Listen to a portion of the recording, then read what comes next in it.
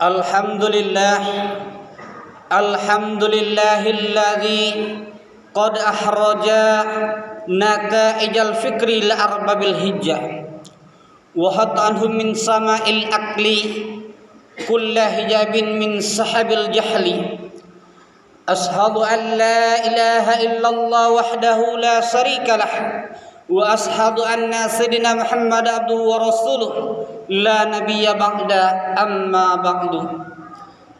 ba'du fa ya ibadallah ittaqullaha haqqa tuqatih wa la tamutunna illa wa antum muslimun. Faqala Allah ta'ala fil Qur'anil Karim, a'udzu billahi minasy syaithanir rajim. Bismillahirrahmanirrahim. Wa idz qulna lil malaikati isjudu li adama fasajadu illa iblis aba wastakbar wa kana minal kafirin. Summa qala Rasulullah sallallahu alaihi wasallam fil hadis, la yadkhulul jannah man kana fi qalbi misqala dzarratin min kibrin. Sadaqallahul aliyyul azim wa sadaqa Rasulullah sallallahu alaihi wasallam wa nahnu ala dzalika minasy syahidin wasyakirin walhamdulillahi rabbil alamin. Ma'asyiral muslimin, bapak-bapak, remaja-remaja Islam serang salat Jumat rahimakumullah. Untayan kata yang paling berharga diucapkan oleh bibir kita seorang hambanya. Untayan kata yang paling luas maknanya daripada lautan dan samudra. Untayan kata yang paling mahal harganya daripada intan dan permata, yakni ya hamdalah. Alhamdulillah.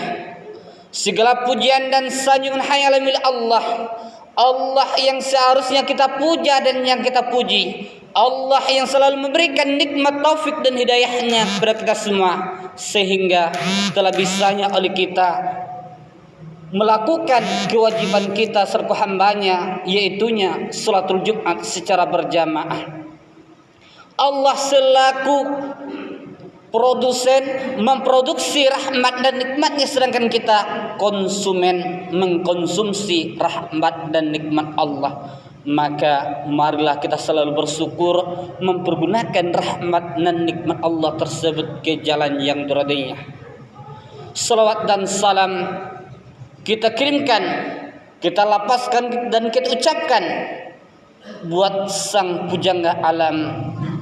Belaulah putra Abdullah, buah hati Siti Aminah, putra Arab yang gagah perkasa, rela bermandian darah bercucuran keringat demi tegaknya kalimat tauhid la ilaha illallah. Mengingat jasa perjuangan Rasul, mari kita kirimkan salawat dengan lafaz Allahumma sholli ala sayyidina Muhammad wa ala ali sayyidina Muhammad, dan salam assalamu alayka ya Rasulullah ya Habibullah. Ma'asyiral muslimin, bapak-bapak, remaja-remaja Islam serang salat Jumat rahimakumullah. Khatib setiap kali menyampaikan khutbah, siapapun khatibnya, maka khatib tidak akan pernah bosan-bosannya dan tidak akan pernah lupa mengajak, berwasiat, berpesan kepada kita semua, terutama bagi khatib yang menyampaikan. Mari kita tingkatkan keimanan dan ketakwaan kita kepada Allah. Al-iman qaulu bil lisan wa tasdiqu bil qalbi wal af'alu bil arkan.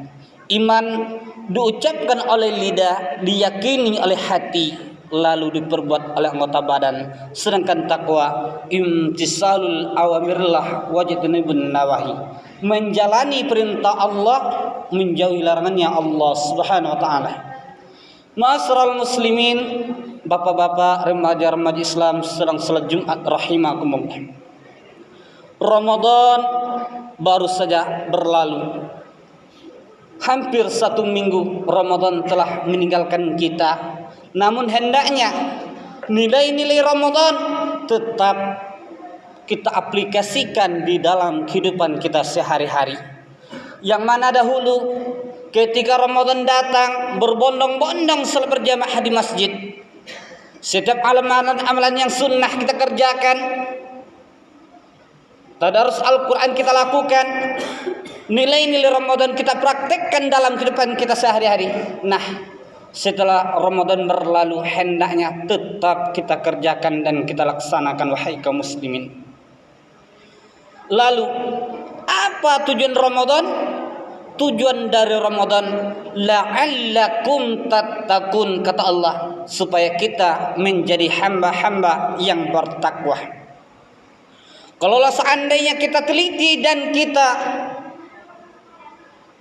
lihat bahwa penulisan takwa berasal dari huruf ta, qaf, wa, dan ya. Yang mana kesemuanya itu mengandung makna tersendiri. Yang pertama huruf ta. Apa itu ta? Tawadu. Tawadu merupakan rendah hati, tidak sombong, sadar diri bahwa kita adalah makhluk Allah yang selalu mengkonsumsi, yang selalu memakai rahmat dan nikmat Allah. Maka sewajibnya kita menjadi hamba-hamba yang bertakwa, menjalankan perintah Allah, meninggalkan larangannya Allah Subhanahu wa taala. Karena bahwa sungguhnya manusia insan dhaif, manusia yang lemah. Kalau seandainya ada di antara kita ketika memiliki harta kekayaan yang dia punya, sombong dengan hartanya, ketika memiliki rupawan yang ganteng, yang cantik, sombong dengan kegantengannya, ingat bahwa yang sombong itu hayalah iblis. Wa isqulna lil malaikati isjudu li adama fasjudu illa iblis. Ketika Allah memerintahkan semua malaikat sujud kepada Nabi Adam, semuanya sujud illa iblis. Maka iblis tidak mau sujud, enggan dan takabur, sombong, merasa tinggi, merasa lebih daripada Nabi Adam. Dan iblis termasuk orang-orang yang ingkar ataupun kafir. Kalau seandainya ada di antara manusia, ada di antara umat Islam yang tidak mau sholat, yang tidak mau sujud, apa bedanya dia dengan iblis? Rasulullah sallallahu alaihi wasallam bersabda, Bismillahirrahmanirrahim, yang diriwayatkan oleh Imam Muslim, la yadkhulul jannah man kana fi qalbi misqala dzarratin min kibrin. Tidak akan masuk surga, kata Nabi, orang yang ada sifat sombong dalam hatinya meskipun hanya sebesar biji sawi. Ini yang pertama, huruf ta, tawadu, rendah hati dan tidak sombong. Lalu yang kedua, qaf, qanaah, ikhlas, rela menerima atas pemberian Allah, mensyukuri segala apapun bentuknya yang Allah takdirkan terhadap dirinya. Apakah kehidupan yang layak, kehidupan yang mewah, kehidupan yang serba susah, ataupun lain sebagainya. Fazkuruni azkurkum wazkuruli wala takfurun. Ingatlah kepadaku, kata Allah, niscaya aku akan ingat kepadamu, dan bersyukurlah kamu kepadaku dan jangan kufur. Ayat ini menegaskan kepada kita supaya kita selalu ingat kepada Allah, dalam artian selalu mengerjakan perintah Allah Subhanahu wa taala. Ketika kumandang suara azan subuh, bangun, kerjakan salat. Ketika kumandang azan zuhur, azan Jumat, tinggalkan segala aktivitas kita, segera mengingat Allah, segera melakukan kewajiban kita selaku hambanya.